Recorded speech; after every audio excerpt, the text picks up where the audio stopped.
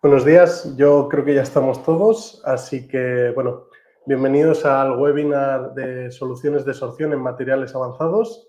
Esta vez estudiaremos un poco las tecnologías de SMS y TICUTEC de la mano de nuestro compañero Pablo Palomino.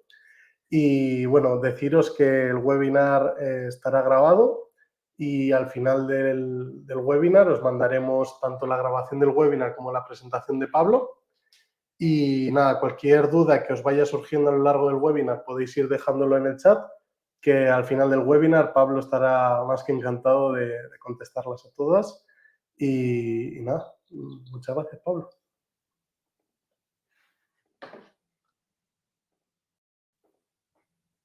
Hola a todos. Bueno, lo primero, muchas gracias por asistir al webinar. Mi nombre es Pablo Palomino, soy la persona encargada y SMAT de las líneas de sorción. Hoy vamos a hablar de sorción de materiales y enseñar las diferentes soluciones que se propone desde IESMAT para las diferentes aplicaciones. Este webinar estaba concebido para llevarlo a cabo entre mi compañero Íñigo y yo. Voy a hacer al final, por cuestiones personales, Íñigo no ha podido asistir al webinar, pero bueno, cualquier duda que surja que yo nos pueda resolver en el día de hoy, siempre se lo podemos pasar a mi compañero y os contactaremos por email y os contestaremos la duda. Bueno, vamos a dar comienzo. Hemos dividido el webinar de hoy en 4 bloques. En los primeros bloques hablaremos de los conceptos básicos de sorción. Haremos un pequeño repaso que muchos de vosotros ya conoceréis muchos de los conceptos. Luego hablaremos un poco de isotermas y porosidad, qué es lo que se puede obtener digamos, teniendo en cuenta esos conceptos básicos, qué es lo que se puede obtener de las isotermas y cómo podemos evaluar la estructura porosa de un material. A continuación, pasaremos a los bloques donde veremos las soluciones que ofrece IESMAT de la mano de CICUTEC y de SMS. Por un lado, las soluciones volumétricas de CICUTEC y, por otro lado, las soluciones gravimétricas de SMS. Empezamos con la primera parte, con la parte de conceptos básicos, en la que vamos a hablar de sorción, fundamentalmente, y, bueno, de toda la física que está detrás de cuando un material entra en contacto con otro. Bueno, como podéis ver, normalmente hay dos tipos de fenómenos que se dan cuando interactúan dos materiales. Por un lado, puedes tener la entrada del material y tiene dos caminos. Puede estar absorbido a la superficie o absorbido dentro del material. Entonces, en este contexto, ¿qué sería la absorción? Que es de lo que vamos a tratar hoy. Pues es del enriquecimiento de uno o más componentes en la región entre dos fases. En este caso sería la fase de aire y la fase del material. En este proceso siempre va a haber un adsorbato, que suele ser un gas o un líquido, que se adhiere a la superficie de un material sólido o líquido, que es el absorbente. ¿Okay? Por contra, ¿qué es la absorción? Esta absorción, el punto diferencial es que es un proceso donde la sustancia penetra a través del material y se distribuye dentro de este material. Aquí se puede dividir en dos partes. Una es la absorción aparente, en la que se penetra en la superficie con desorción limitada por difusión, y otra es la absorción en la estructura reticular, en la que en este caso se formarían esos complejos hidratos-solvatos. En cada una de estos tipos de absorción se pueden medir diferentes propiedades. Hoy vamos a tratar la parte de la absorción. En este caso, como podéis ver en la imagen, una parte de estos adsorbatos se absorben en el absorbente y, a la vez que se van absorbiendo, se van desorbiendo. Es decir, hay un proceso de absorción. Un proceso de absorción está acompañado siempre por un proceso de desorción y se produce de forma continua. Respecto a la adsorción, hay dos tipos de adsorción. Una es la fisisorción y otra es la quimisorción. ¿Qué es la fisisorción? Bueno, son contrarias totalmente. La fisisorción implica la interacción muy poco específica entre el adsorbato y el absorbente. ¿A qué se considera poco específica? Pues una interacción débil entre estos dos, adsorbato y absorbente, de largo alcance, que son fuerzas tipo enlace Van der Waals. Es decir, a nivel termodinámico, la energía que hay en esa unión, digamos, es del tipo Van der Waals. Estas moléculas no están unidas químicamente a la superficie, es decir, no hay un enlace al uso y esta absorción es siempre reversible. ¿Qué es lo que medimos aquí en este caso? ¿O qué información podemos extraer de la fisisorción? Pues información estructural de área, porosidad, tipo de poro, interacción química, aquí estamos hablando de la capacidad total de absorción, energía superficial y otro tipo de parámetros, o termodinámica, el calor de absorción, es decir, energía de absorción, o energía libre superficial. Por otro lado, tenemos la quimisorción. En este caso ya se trata de interacciones más específicas entre el adsorbato y el absorbente por afinidad. Estas interacciones son más fuertes. ¿Cuán fuertes a nivel energético? Pues del orden de un enlace covalente entre en la superficie, entre el absorbente y el adsorbato. Y esta absorción normalmente es irreversible, porque lo que hay que hacer es romper un enlace, no unas fuerzas intermoleculares. ¿Qué es lo que se mide? Pues otro tipo de parámetros: superficie activa, valoración ácido-base, dispersión en catalizadores. Bueno, hoy vamos a tratar sobre todo de fisisorción, aunque algunas soluciones pueden ofrecer quimisorción. En esta fisisorción, como ya hemos dicho, lo que se va produciendo es la acumulación de moléculas, poco a poco, de un gas en el adsorbato, debido a estas fuerzas de Van der Waals que hemos comentado. Esta absorción es reversible, es decir, se va absorbiendo y a la vez se va desorbiendo. Y esta absorción al principio va ocurriendo molécula a molécula hasta que se va formando la primera capa. Y luego, tras la formación de la primera capa, estas moléculas de la primera capa van a actuar como focos activos para absorber las siguientes capas. De tal forma que esta absorción no se produce solo en una monocapa, sino en multicapas. Y aquí es muy importante señalar las condiciones de equilibrio. Como os he comentado, la absorción y la desorción ocurren al mismo tiempo. Al principio, la tasa de absorción es mucho más rápida que la de desorción. El equilibrio se alcanza cuando esta tasa de absorción va disminuyendo, porque esto depende del gradiente, depende del número de moléculas que ya haya. Cuantas más moléculas hay, menos absorción hay. Y la desorción al revés. Entonces, a medida que se va absorbiendo, va disminuyendo la tasa de absorción, aumentando la tasa de absorción hasta que se desigualan, y aquí es donde llegamos al equilibrio, donde hay una tasa de absorción aparente que es de cero. Esta parte es muy importante, ya que estas medidas, sobre todo en el método volumétrico, se hacen en equilibrio. Vamos a continuar un poquito más allá sobre las capas. A medida que vamos aumentando la presión parcial del gas o del fluido que vamos absorbiendo en un absorbente, va habiendo diferentes etapas. En la primera etapa se van absorbiendo las primeras moléculas. Estas primeras moléculas, en una segunda etapa, forman la primera monocapa, ¿vale? Se forma primero monocapa porque suele haber más afinidad con el sólido o el absorbente que con las propias moléculas en sí mismas. Y a partir de ahí se van formando multicapas que se van apilando una encima de otra. ¿Hasta cuándo? Hasta que llegamos a la presión de condensación, en la que ya no podemos extraer más información porque ese gas ha condensado. En este contexto, la fisisorción es una técnica volumétrica, estática, que se basa en las características de afinidad entre el gas que utilicemos como adsorbato y el sólido a una determinada presión, es decir, el absorbente. Y mide la cantidad de gas que se absorbe en el equilibrio, es decir, cuando las tasas de absorción y desorción son iguales a una temperatura y a una presión dada. Respecto a la absorción, hay dos formas de medirla fundamentalmente, que son la absorción volumétrica y la absorción gravimétrica. La diferencia va a estribar fundamentalmente en qué tipo de cambios estamos midiendo. En el primer caso, en la volumétrica, lo que medimos son cambios de volumen o presión de gas. Nosotros vamos a ir introduciendo gas en nuestro sistema y en función de las variaciones de gas o cuánto tengo que añadir de gas para llegar a una presión relativa determinada, voy a absorber cuánto ha absorbido mi material. Lo que observamos es cambios de presión o volumen y siempre a temperatura constante. ¿Por qué a temperatura constante? Porque las tasas de absorción y desorción dependen de la temperatura. Respecto a la absorción gravimétrica, aquí no se mide cambios de volúmenes, sino cambios de masa. Aparentemente es sencilla, porque es más sencillo medir un cambio de masa, pero se necesita de alta precisión y sensibilidad. Y esta es la gran ventaja de la absorción gravimétrica. Es de gran utilidad cuando tenemos algún tipo de adsorbato pues que no es muy común o no es muy fácil de utilizar en absorción volumétrica, o lo tenemos en muy bajas cantidades, ya que los límites de detección son mejores en este caso. Puedes detectar menores cantidades de gas. Ahora vamos a tratar la parte de isotermas de absorción y porosidad y vamos a ver un poco cómo se forman esos poros, ¿no? O qué es lo que se mide cuando vemos por el microscopio, digamos, el grano o el bulk de nuestra muestra. A través de esto veremos cómo las isotermas de absorción se obtienen y qué información útil se puede extraer a partir de una isoterma de absorción con los diferentes métodos de medida.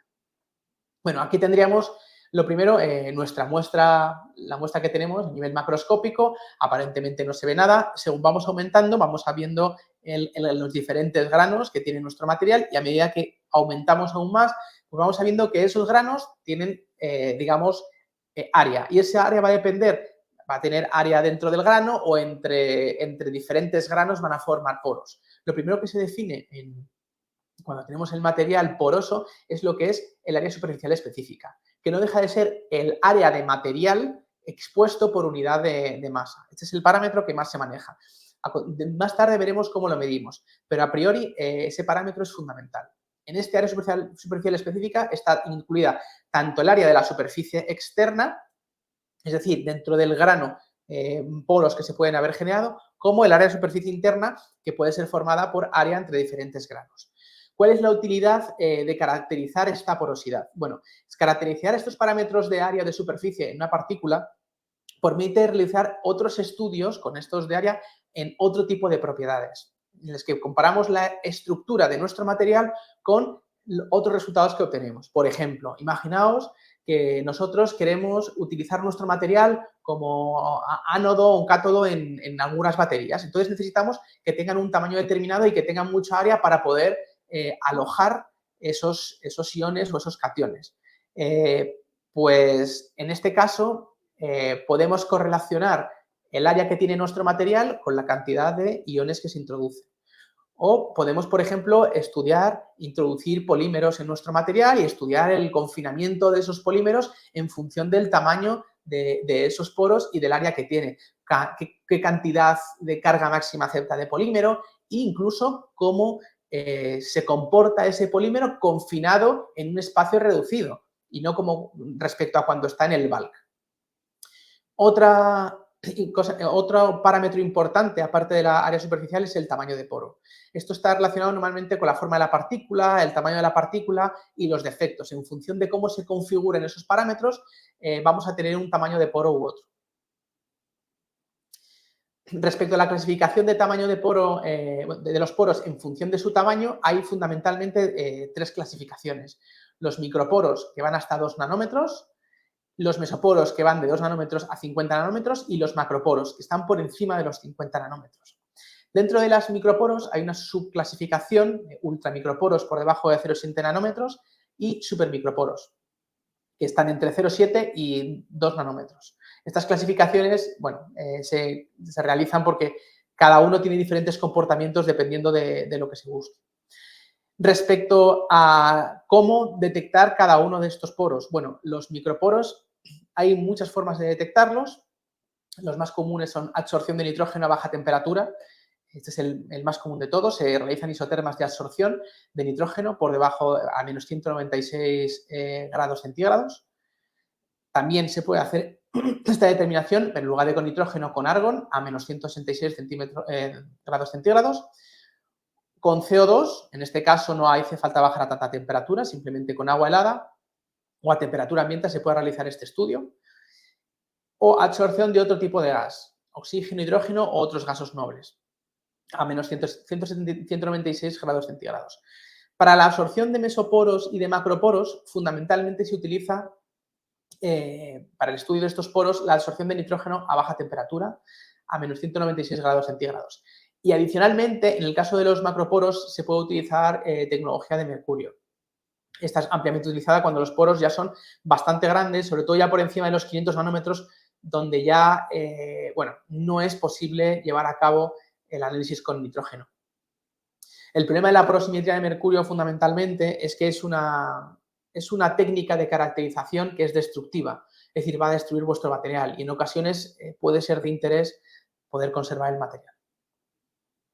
Respecto a la clasificación de poros en forma a su tipología, bueno, Como podéis ver, aquí se pone el típico grano de una partícula para ver los diferentes poros que se pueden formar. Estos poros se forman ya que la superficie sólida de los granos es irregular por diferentes motivos. Y si se considera un poro cuando la profundidad de la hendidura en la superficie es mayor que su diámetro. Entonces, en función del tipo de poro, la forma que tiene, hay diferentes tipos de poros. El primero sería un poro ciego. El poro ciego es un poro que tiene un acceso, tanto para la absorción como para la desorción, que genera una especie de cuello de botella. Es decir, el acceso es de un diámetro mucho menor que el tamaño del poro. Este tipo de poros va a dar lugar a histeresis, como veremos a continuación. Luego hay poro entre granos, que básicamente es un poro abierto entre dos extremos de la partícula, o entre diferentes granos. Y luego este poro entre granos se llama poro reticulado cuando, digamos, interconecta otros poros. Hay reticulación dentro del poro. Y el último poro, que es inmedible, es el poro cerrado. Es un poro que se ha creado durante la formación de esa partícula, está totalmente cerrado y al no ser accesible, el gas no va a poder acceder a él y no lo vamos a poder determinar. Por lo menos de forma sencilla, aunque hay formas a través de la medida de la densidad en la que puedes saber el volumen de poro que tienes de poros cerrados. Estos poros también son importantes porque influyen no solo en la densidad, sino también en la conductividad. Al final tienes un hueco con aire que hace que disminuya la conductividad del bulk. Una vez que hemos visto la porosidad, vamos a ver un poco de isotermas de absorción y las diferentes regiones de cada isoterma y qué se puede obtener de la isoterma de absorción. Bueno, lo primero, antes de hablar de las isotermas, vamos a ver la física que hay detrás y es el principio de absorción de gas. Básicamente la idea es que la cantidad de gas que se absorbe de forma reversible por unidad de masa en un sólido va a depender de la presión de equilibrio. Quiere decir, a medida que nosotros introduzcamos más gas, vamos a tener mayor absorción de ese gas. Y aparte de depender de la presión de equilibrio, va a depender de la temperatura absoluta.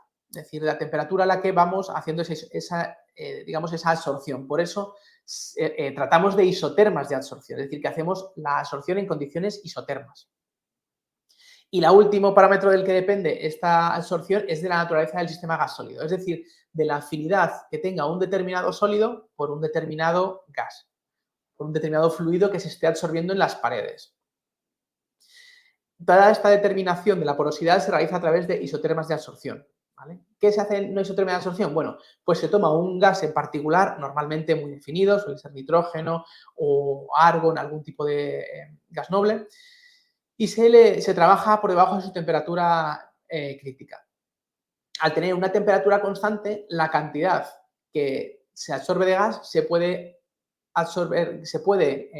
cuantificar en función de la presión de equilibrio y de forma reproducible, porque lo estamos haciendo a temperatura constante. ¿Por qué se trabaja en función de la presión de equilibrio? Porque se trabaja de 0 a 1. De la presión relativa. 1 se considera, cuando se llega a 1, es porque el denominador, que es el P0, es porque estamos llegando a la condensación. Y a partir de ahí no vamos a poder extraer más información porque ya no tenemos el absorbente en forma de gas. Respecto a esta isoterma de absorción, que va de 0 a 1 en presión relativa, en función de cada una de las regiones vamos a ver diferentes zonas del material. La primera región, que es la de muy bajas presiones relativas, que sería la del primer salto que veis, es la región de los microporos. ¿Vale? ¿Por qué? Porque son los que, al ser los más pequeños, son los donde hay, digamos, mayor afinidad. Las paredes están más cercanas y los fenómenos de superficie que se producen en esos poros hace que haya una mayor interacción entre los poros del sólido y del gas. A medida que vamos avanzando en presiones relativas y llenamos los microporos, se produce el llenado de la primera capa, de la monocapa. Con esta primera parte, con una isoterma de Langmuir, que es muy útil para estudiar monocapas, podríamos estudiar la capacidad de la monocapa. A medida que vamos aumentando la presión relativa, por determinados valores, empezamos a llenar la multicapa, es decir, el adsorbato se va poniendo ya no sobre el absorbente, sino sobre los sitios que se han creado por la primera capa de adsorbato. Y finalmente tenemos la última parte, que es la fase de condensación capilar, que es donde ya este gas condensa. Respecto al tipo de isoterma, muy rápidamente, bueno, nos va a proporcionar información sobre parámetros estructurales como área superficial, volumen, diámetro y distribución de poro. Incluso dando información sobre la morfología de los poros, la tortuosidad, la conectividad de los poros. Hay 6 tipos de isotermas en función del tipo de microporos. En el primero hay una subida fuerte, que suele ser relacionada con materiales microporosos, en los que se forma una monocapa. La segunda es similar a la primera, pero también hay una absorción en multicapa, porque sigue habiendo absorción de gas después de la primera gran absorción. La tercera isoterma de absorción es típica, donde esta convexidad de la forma de la curva es característica de materiales donde no hay mucha interacción absorbente-adsorbato. Luego tenemos la isoterma 4, que es muy típica de materiales mesoporosos, ya que la absorción se produce a altas presiones relativas, incluso de combinación de materiales microporosos y mesoporosos. Y ya empieza a haber ciclos de histéresis por los diferentes tamaños. Empiezan a haber esos cuellos de botella. La tipo 5 es también parecida a la isoterma tipo 3, debido a que existe interacción débil, pero con bucles de histéresis debido a los mecanismos de llenado y vaciado. Y luego tenemos la tipo 6, que vamos viendo escalones, en las que se van llenando capa por capa. Estas son isotermas muy específicas, poco frecuentes, y es de moléculas no polares. Se va produciendo la primera capa y hasta que no termina el llenado de la primera capa, no se produce el llenado de la segunda. Respecto a los ciclos de histéresis, las isotermias de absorción, bueno, hay de 4 tipos. El primer tipo es el H1, sería el ciclo más angosto, y en este caso la rama de absorción y la rama de desorción son prácticamente paralelas entre sí. En los tipo 2 se caracteriza por tener bucles más anchos, que es muy característico de materiales mesoporosos, en donde, bueno, existen estos poros ciegos que hemos visto anteriormente. Y los bucles tipo H3 y H4 no presentan una meseta, como en los casos anteriores, a presiones altas. Y son característicos de los poros tipo slits o tipo hendidura. Después, respecto al modelo de poros, hay también modelos de poro cilíndrico y tintero. Aquí pasaré un poco más rápido. Los tipos cilíndricos, lo que tenemos, en la parte de llenado, vamos viendo que la condensación de nitrógeno empieza a producirse al formarse unos pequeños meniscos. Estos pequeños meniscos se tocan y cuando se tocan se llena el resto del material. Mientras que cuando se evapora, estaríamos en esta situación, el poro tiene, la desorción de este gas tiene lugar por los extremos del cilindro, a partir de un menisco que inicialmente es plano y que acaba siendo semiesférico, como podéis ver a continuación. ¿Qué es lo que sucede? Que este modelo de poros hace que el radio de evaporación, el radio de condensación sea menor al radio, el radio de evaporación sea menor que el radio de condensación inicial, con lo cual esto implica que la presión de evaporación de ese mismo poro va a ser menor a la presión de condensación. Esto es lo que nos crea histéresis. Mientras que la absorción se produce a una presión relativa X, la desorción se va a producir a una presión relativa menor por este fenómeno que se comenta. Y un poco llevado este modelo cilíndrico, que es un poco más teórico, a un modelo un poco más real, llegaríamos al modelo tintero, en donde realmente nuestro material real no entiende de tener un único diámetro, tiene varios diámetros, ya que este radio de diámetro varía a lo largo del poro y se van produciendo esos ciclos de histéresis por los diferentes cuellos de botella que van apareciendo a lo largo del material. Bueno, ahora vamos a pasar a la siguiente parte, al siguiente bloque. En este bloque vamos a hablar de cuáles son las soluciones volumétricas y luego posteriormente gravimétricas que ofrecemos desde IESMAD. Desde IESMAD, para soluciones volumétricas, tenemos 3 gamas traídas a través de la mano de Cicutec. La primera es la gama EASY, que son básicamente los analizadores más comunes en sorción, que se utilizan para medir la absorción y desorción en sólidos porosos a baja temperatura y presión, es decir, básicamente en el equilibrio. Tiene opción de medir mesoporos y macroporos con hasta 4 estaciones de medida. podemos medir isotermas de la MUIR, determinar el área superficial BET, medir distribuciones de mesoporos y macroporos por el método BJH, medir volumen de microporos con el método T-Plot y medir distribuciones de microporos con los métodos Harkin-Jura o métodos de teoría funcional de densidad. Bueno, tiene una serie de parámetros de repetitividad. El tamaño de poro que podemos medir es de 0,35 nanómetros hasta 500 nanómetros, que ahí ya entraría en juego la porosimetría de mercurio, y se pueden utilizar diferentes gases, aunque el que más se utiliza normalmente es el nitrógeno de alta pureza. Dentro de estos equipos hay diferentes gamas. Cada gama tiene diferentes opciones. En algunos podemos medir microporosidad y también mesoporosidad y microporosidad. Y en otros podemos medir mesoporosidad y microporosidad solamente. También tenemos, en función de las necesidades que haya, entre 2 estaciones de análisis hasta 4 estaciones de análisis de forma simultánea. Cada modelo, bueno, está enfocado a las necesidades de qué es lo que queremos medir y cuántas medidas necesitamos realizar. Estos equipos tienen accesorios, bueno, que hacen que, por ejemplo, el sensor de presión digital permite reducir errores causados por la conversión analógico de digital. También hay sistemas de control de nivel de líquido inteligente para mejorar la reproducibilidad. Una bomba turbomolecular para los modelos que tienen necesidad de medir microporos.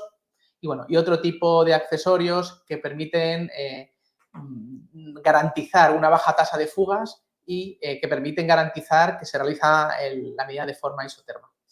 Adicionalmente, algunos de los modelos, sobre todo los que permiten medir varias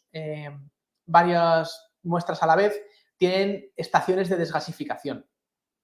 Los que permiten medir pocas muestras dentro del mismo equipo tienen su estación de desgasificación, pero cuando quieres medir cuatro muestras simultáneamente no es válido con los puertos que incluyen el propio equipo, sino que se tiene esta estación de desgasificación. Bueno, la desgasificación básicamente consiste en aumentar la temperatura, pesar la muestra, aumentar la temperatura y con esa temperatura aumentada y haciendo vacío, digamos que se obtiene la muestra desgasificada para empezar a llenarla.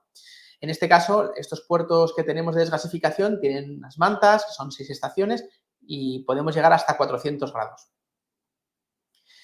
Respecto a los modelos que se utilizan para la determinación, el primero es el más conocido y el más usado, sobre todo en la literatura, de cara a reportar los resultados, que es el modelo BET. Lo que básicamente hace el modelo BET es calcular el NM. Con este NM y conociendo la sección eficaz del material, el número de Avogadro, podemos obtener la representación BET. Básicamente es la ecuación que veis aquí. Con esto obtenemos una ecuación lineal. Este modelo BET se aplica en un rango determinado de presiones relativas. No se puede aplicar en toda la isoterma, sino en un rango determinado. Y en este caso, este modelo trata la absorción de multicapas ignorando interacciones entre moléculas. Estas moléculas, como os he comentado, cuando hay absorción en más de una capa, actúan como sitios de absorción activos.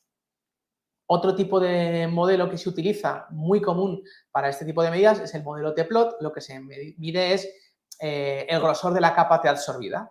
Entonces, básicamente, una representación del volumen que se absorbe frente a este parámetro T, que se calcula, como veis en esta fórmula, permite obtener la superficie externa, es decir, no toda el área, sino lo que se considera superficie externa como la pendiente en esa representación, y la ordenada al origen me va a dar el volumen de microporos.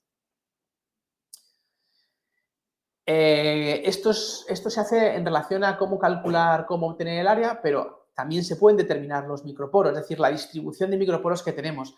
El modelo más clásico que se utiliza es el método BJH. Este modelo es muy útil para determinar mesoporos y macroporos, pero no para determinar microporos, porque la ecuación de Kelvin falla para tamaños muy pequeños. Entonces, ¿qué es lo que se hace? Aunque este modelo es muy útil para mesoporos, lo que se utilizan son otros dos modelos que son bastante útiles. Uno es el de Joar-Cavazoe, combinado con el de Saito Foley, que es un método semiempírico para microporos, donde efectivamente la ecuación de Kelvin no es válida, y se determina el cambio de la energía libre de absorción de gas a condensado en poros tipo hendidura o cilíndrico. Es decir, ya está metiendo en la ecuación el tipo de poro a la hora de hacer los cálculos. Otro, otro método de determinación de poro, que es el más novedoso de todos, es el de la teoría de la densidad funcional o de la teoría de densidad funcional modificada, que está basado en mecánica estadística. Este permite ya distinguir diferentes morfologías de poro, no se centra en un poro tipo slit y tiene un mayor rango de aplicación y porosidad. Como podéis ver, en la representación tenéis los 3 tipos de poro y cómo cada uno de ellos determina el tipo de poro. Como podéis ver, el método de cálculo de FT puede llegar a poros, a microporos y poros muy por debajo de... La escala está en angstroms, es decir, muy por debajo de un nanómetro, es decir, en las 7, 5 angstroms. Respecto a cuáles son las aplicaciones de estas medidas de porosidad, bueno, hay múltiples aplicaciones. Tenemos en industria de batería, industria farmacéutica, medio ambiente, industria de catálisis, industria cerámica, medición de área en polvos y materiales granulados, cada una con sus respectivas, con sus específicos materiales. Aquí tenemos ejemplos de baterías, en este caso es un poco el que os he comentado, se mide el tamaño de poro y la distribución de poro para ver cuántos iones o cationes podemos intercalar en nuestros materiales. También en la industria farmacéutica, también en este caso es la medida de área específica para estearato de magnesio, ya que, puede ser interesante de cara al compliance farmacéutico conocer cuál es el área que tiene mi material. Bueno, otras aplicaciones, por pasar por encima, industria de catálisis, óxido de titanio para ver el área BET que tiene, su tamaño de poro, o en cerámicas y electrónicas, la superficie externa de la lúmina también se puede determinar.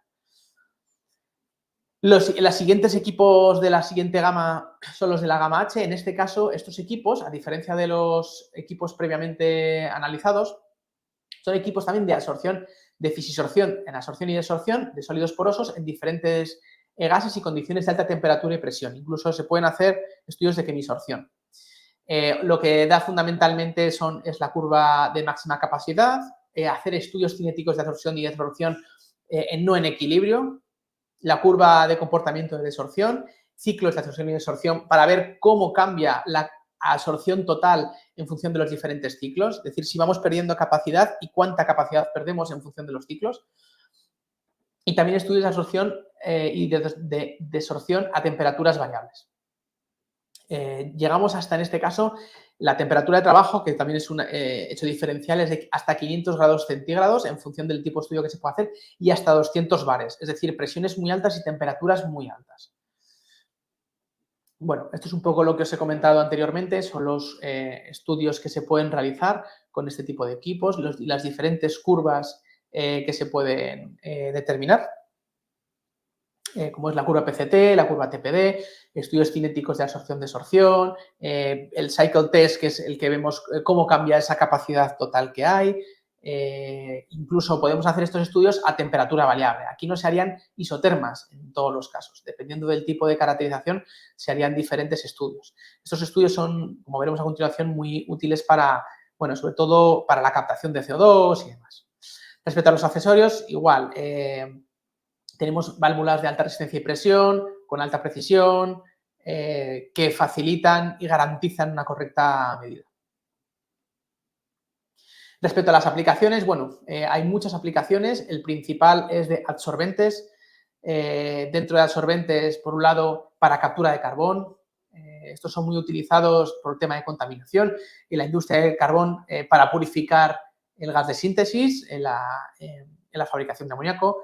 Absorbentes selectivos, también la producción de hidrógeno azul, la purificación de este hidrógeno, en la producción de biogás para purificación también, y en energía térmica o sectores como acero o cemento, en sectores de producción para captura de carbón. Es decir, no emitir tanto carbón de nuestra industria al hacer las transformaciones que se necesita hacer, la energía que se necesita crear, y capturarlo en nuestros materiales de carbono, que normalmente suelen formar carbamidas, y podemos complejar el CO2, de tal forma que podamos cumplir con las regulaciones, ¿vale? Aquí hay precombustión, poscombustión, esto es un sector enorme.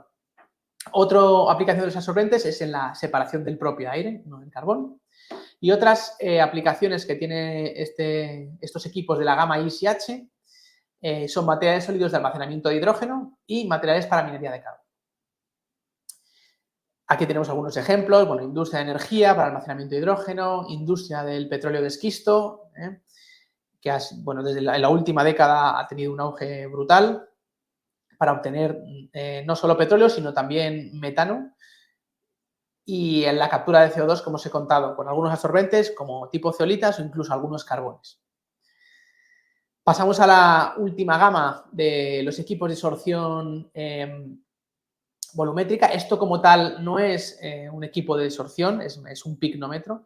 Es un pignómetro de helio que permite calcular el volumen de gas desplazado por el material para obtener la densidad real del material. Entonces podemos tener una relación de poros abiertos y cerrados. Aquí sí podemos cuantificar los poros cerrados, conociendo la densidad de nuestro material bulk. En los casos anteriores, como no teníamos acceso, no podíamos determinarla. Bueno, las ventajas es que al utilizar helio no destruimos la muestra, como pasa en porosimetría de mercurio, la difusión es rápida, tenemos buena permeabilidad y estabilidad, penetra el poro muy rápidamente. Podemos controlar la temperatura de análisis, es decir, podemos medir esta densidad a diferentes temperaturas. El diseño del equipo es muy compacto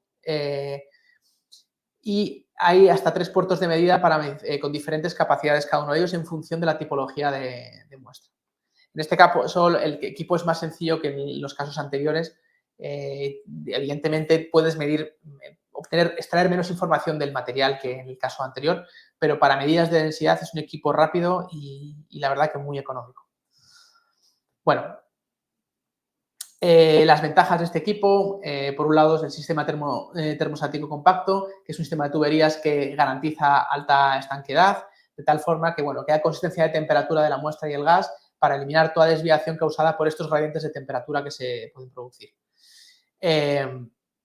También tiene medidas de seguridad antisalpicaduras de la muestra, también para garantizar la reproducibilidad entre medidas. ¿Cuáles son las aplicaciones de este pignómetro? Bueno, en industria de baterías, de metalurgia en polvo, en minería de carbón, en materiales líquidos o materiales porosos y granulares, productos químicos, y en medio ambiente, en suelos y alimentación. Aquí algunos ejemplos, en la industria de baterías, industria farmacéutica y cerámica, lo que obtendremos es un gráfico como el que veis. Vamos viendo las diferentes medidas y vamos viendo cómo se reproduce perfectamente las diferentes medidas la densidad que se obtiene. Ahora vamos a pasar al último bloque, al bloque de soluciones gravimétricas de la mano de los equipos de SMS. Estos equipos, como bien sabéis, funcionan con balanzas que miden el peso, no miden la cantidad, no miden los cambios de volúmenes, sino los cambios de pesada. Tiene siempre, bueno, ahora entraremos un poco más en el tema de las balanzas. Aquí el punto de partida de este tipo de sorción es debido a los problemas de humedad. Al final, todas las muestras presentan humedad y en algunos, por la humedad atmosférica que hay, y en algunos casos la humedad puede suponer un problema muy grande para, sobre todo, el almacenamiento de determinados materiales. Esta interacción entre la humedad y otro material pues, afecta a muchos sectores como el sector farmacéutico, alimentario, biomateriales, celdas de combustible y demás. Entonces, es importante realizar la determinación de estas isotermas de sorción agua-vapor para ver cuáles tienen que ser las condiciones de desarrollo y almacenamientos de este tipo de materiales. Esta es un poco la idea de que sería un experimento. Lo que tenemos básicamente son dos balanzas. Una tiene nuestro material, otra balanza es la de referencia y vamos introduciendo gas.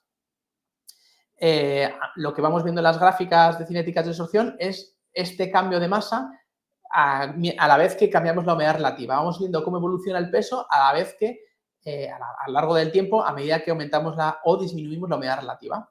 Y lo que obtenemos son unas isotermas de este tipo, que muestran los ciclos de sorción y desorción. La técnica DVS, de sorción de vapor dinámico, mide esta velocidad y la cantidad de solvente absorbido liberado por la muestra. Esta adición o eliminación de humedad a la muestra va a producir este cambio de masa que se mide con estas ultrabalanzas de altísima precisión. Esta sería un poco la forma que tienen estos equipos.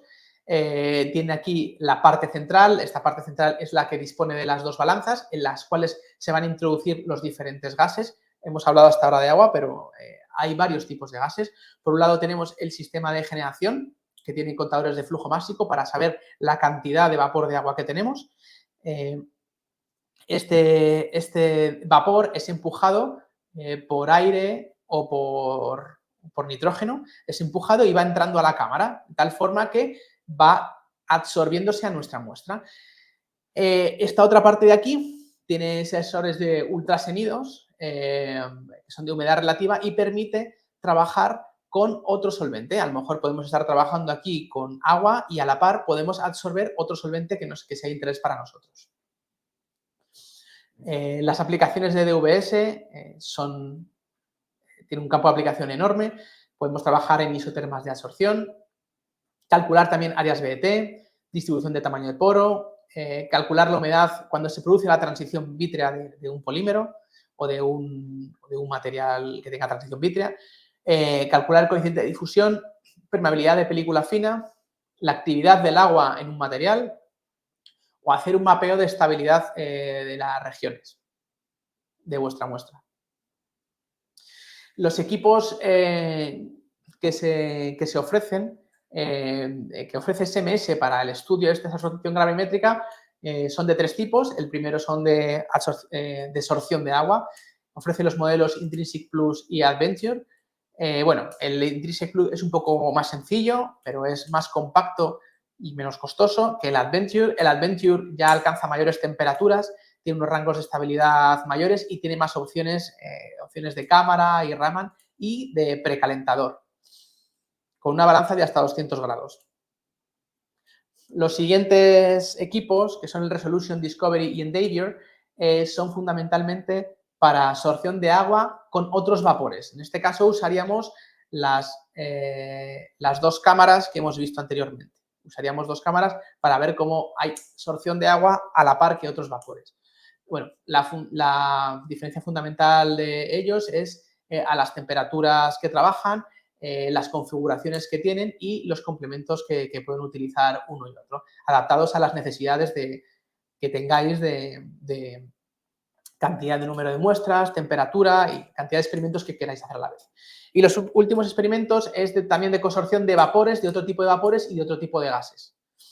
En este caso, pues tenemos el Carbon, que permite trabajar con vapor de agua y con CO2, y el Vacuum, que el Vacuum permite trabajar no solo con CO2, sino que vapor de agua y a la vez de otros solventes orgánicos u otros gases donde hay una absorción competitiva y podemos calcular, ver por qué gas tiene más afinidad a nivel cualitativo y cuantificar cuánta más afinidad tiene el material por un gas o por otro gas.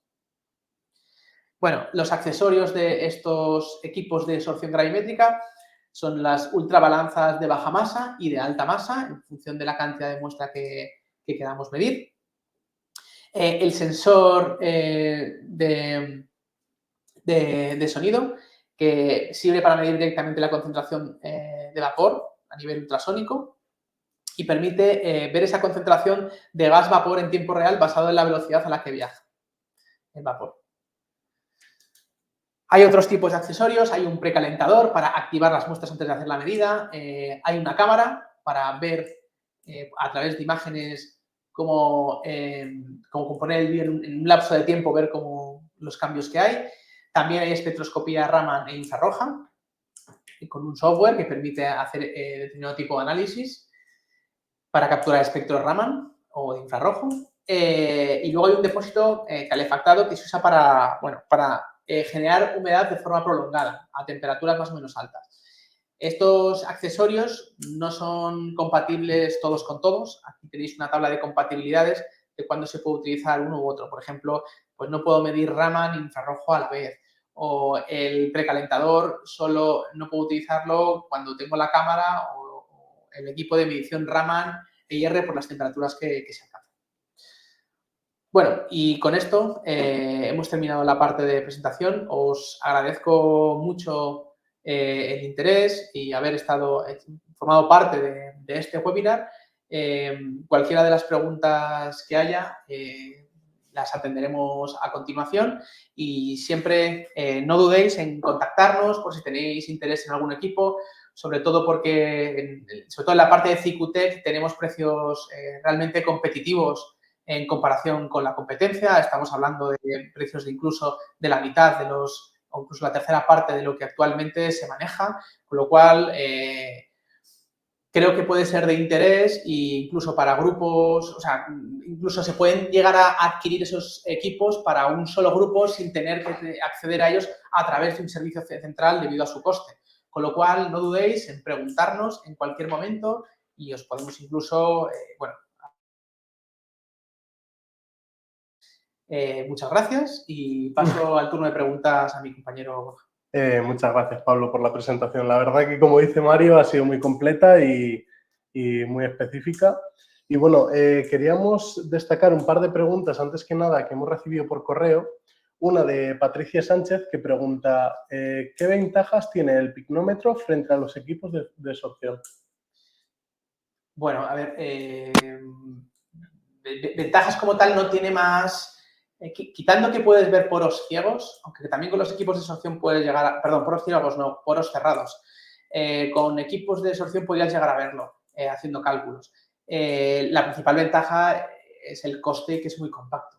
Es decir, permite medir densidades reales sin necesidad de tener un equipo de sorción. Tienes un equipo mucho más pequeño que no tiene los requisitos, no solo de coste, sino de las fugas que puede tener y a nivel tecnología de fugas, de transductores y demás, que necesita un equipo de sorción. Entonces, con un picnómetro, si lo que solo necesitas es la densidad y no necesitas conocer el área de tus materiales, pues es la solución correcta. Mientras que los equipos de sorción también te permiten hacer el cálculo de densidad a través del conocimiento del volumen de poro, porque al final lo que hay de volumen de poro es lo que no hay de densidad, con lo cual la inversa de ese valor sería la densidad. Con lo cual te proporciona más información los equipos de absorción que el picnómetro, pero el picnómetro, la ventaja es que es más compacto y es menos costoso. Vale, y luego teníamos otra pregunta por correo de Raúl Pérez, que pregunta ¿cómo se introduce la muestra? ¿En qué estado tiene que estar? No sé si, voy a volver, no sé si algunas de las diapositivas se ve. A ver, los equipos... Bueno, en los equipos de SMS se introduce fundamentalmente en las balanzas. Se introduce como polvo. Pero en los equipos de CICUTEC, que son los de sorción volumétrica, a ver si hay alguna aquí. Sí, aquí no se ve bien porque lo tapa los DIWAR. Bueno, se introduce como sólido, normalmente se machaca como un polvo. Y hay una especie de, no sé si se puede ver aquí, una especie de bulbos. En esos bulbos se introduce la muestra a través con un embudo. La muestra tiene que quedar en la parte inferior, ¿vale? En esa parte inferior queda el polvo. Esa parte inferior es la que se termostatiza con estos vasos DIWAR, ¿vale? Y se mide, pues eso, en forma de polvo a través de estos bulbos. En cualquier caso, podemos entrar en contacto con Raúl, sí. Y le podemos mandar una foto para que vea cómo se introduce. ¿Vale? Okay. Un poco más. Vale, hay otra pregunta, creo aquí, ¿no? De Mario Quintanilla. Vale, gracias por la presentación. Gracias a ti, Mario, por asistir. Muy completa. Quise hacer una pregunta quizás absurda. Aquí nada es absurdo, te lo aseguro. Pero cuando hablas de bulk, ¿qué condiciones de material consideras bulk? Entiendo que es el material tal y como se recibe, pero si quisiera saber más, encuentra algo más, gracias. Vale. El bulk de la muestra es, por decirlo de alguna manera, la traducción directa sería el granel. Pero a mí, personalmente, granel me dice bien poco cuando hablas de bulk. Yo, la verdad que es una pregunta que a mí, a lo largo desde que acabé la tesis hace 10 años, es una pregunta que a mí siempre me llamaba la atención. Pero bulk, considéralo como la mayor parte de la muestra. Es decir, si tu muestra tiene un comportamiento determinado, es como se comporta el 90% de tu muestra. Porque dentro de tu muestra puedes tener regiones que no son del bulk. Es decir, que son regiones que tienen una configuración en un punto determinado que es diferente, o una forma de los poros que es diferente. Cuando se habla del bulk, se habla del todo, de toda la muestra. Es decir, lo que te digo, de lo más representativo de la muestra, no de una región determinada. Porque a veces yo he hablado del bulk cuando he hablado de un polímero, si no me equivoco, pues hablaba del comportamiento, digamos, macroscópico, de lo que tú ves, el comportamiento macroscópico o de la imagen que tú tienes en microscopía de toda la muestra si le tuvieras que echar un vistazo, ¿vale? Esa es un poco la idea del bulk. No sé si más o menos ha quedado clara, ¿vale? Vale. Ya que creo que María sigue escribiendo. Sí. Ha quedado claro. Ah, vale. Bueno, pues... Muy bien, pues si no hay así más preguntas, ya lo que os dijimos al principio, os enviaremos tanto la grabación como la presentación de Pablo y muchísimas gracias por asistir. Cualquier otro próximo webinar también os lo notificaremos y nada, muchas gracias, Pues Pablo, muchas por la gracias a presentación. vosotros y nada, nos vemos, esperemos vernos pronto. Hasta luego. Adiós.